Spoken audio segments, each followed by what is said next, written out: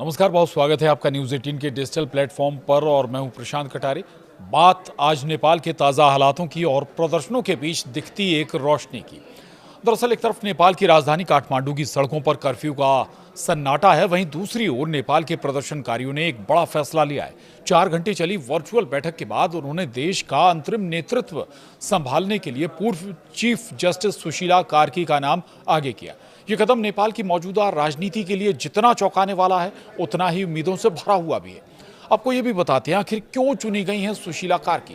दरअसल बैठक में साफ कहा गया कि कोई भी युवा जो राजनीतिक दलों से जुड़ा है उसे नेतृत्व का हिस्सा नहीं बनाया जाएगा। मकसद था इस आंदोलन को पूरी तरह निष्पक्ष और गैर राजनीतिक बनाए रखना। सुशीला कार्की इस समय किसी भी राजनीतिक दल से जुड़ी नहीं है। एक सिविक एक्टिविस्ट और पूर्व जज होने के कारण वे इस भूमिका के लिए सबसे उपयुक्त मानी गई। वहीं काठमांडू मेयर बलेंद्र शाह और युवा नेता सागर धकाल का नाम भी चर्चाओं में आया, लेकिन आंदोलनकारी युवाओं ने माना कि वर्तमान हालात में कार्की जैसी शख्सियत जिनकी छवि न्यायप्रिय और निष्पक्ष रही है, वही जनता का भरोसा जीत सकती हैं। हालांकि इससे पहले सेना प्रमुख अशोक राज सिंहदेल ने सुझाव दिया था कि प्रदर्शनकारियों को राष्ट्रीय स्वतंत्र पार्टी या फिर दुर्गा प्रसाद से बात करनी चाहिए, लेकिन युवाओं ने यह प्रस्ताव सीधे खारिज कर दिया। प्रदर्शनकारी किसी भी ऐसी ताकत से दूरी बनाना चाहते हैं जिसका राजनीतिक एजेंडा हो। और चलिए अब आपको बताते हैं सुशीला कार्की के बारे में। सुशीला कार्की का जन्म 7 जून 1952 को विराटनगर में हुआ।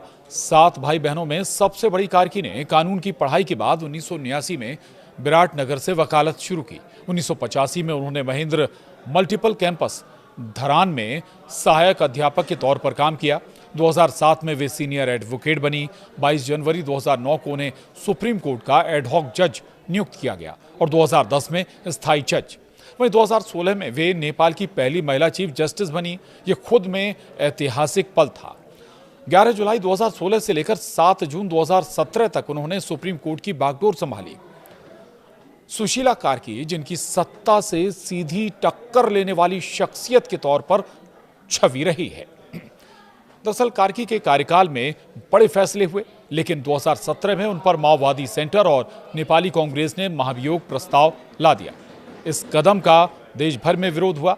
सुप्रीम कोर्ट ने भी संसद को रोकने का आदेश दिया और आखिरकार प्रस्ताव वापस लेना पड़ा। इस प्रकरण ने कार्की को एक ऐसी शख्सियत बना दिया जो दबाव के बावजूद डटी रही।